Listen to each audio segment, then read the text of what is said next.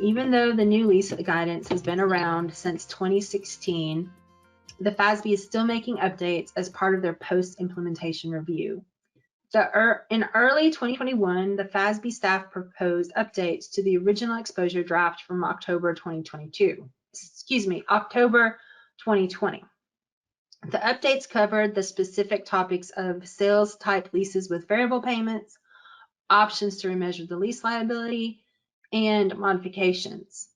You can see here there's some more information on what the votes for all of those proposals were, and our slide presentation actually even has more information, but in the essence of time, I just want to go over the very important one for private companies.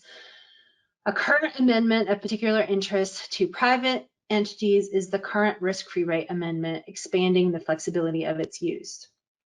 The risk-free rate is the rate investors expect to earn from an investment that carries zero risk over a period of time, such as a government treasury bill. In order to alleviate the burden of adopting ASC 842 for non-public entities, they're allowed to use the risk-free rate as the discount rate for their lease portfolio. The option to apply the risk-free rate was an accounting policy election to be applied across the entity. However, during that post-implementation review process, private company stakeholders brought to the FASB's attention that the current economic environment has decreased risk-free rates to historical lows, and requiring private companies to apply this rate to their entire lease portfolio could materially impact or inflate their balance sheet. Further, it could cause leases that would normally have been operating leases to be capital or finance.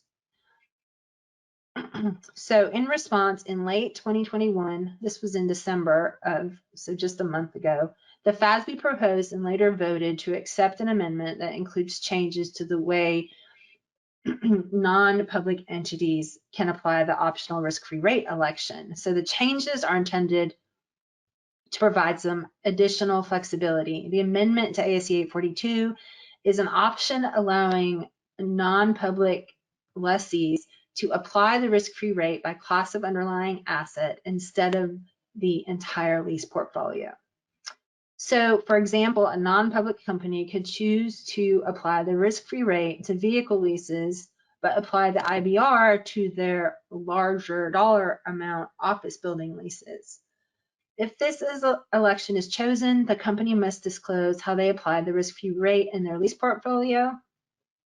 And the proposed amendment also emphasizes the requirement that the implicit rate must be used whenever it's readily determinable for any individual lease, regardless of whether the lessee has made the IBR or risk-free rate election.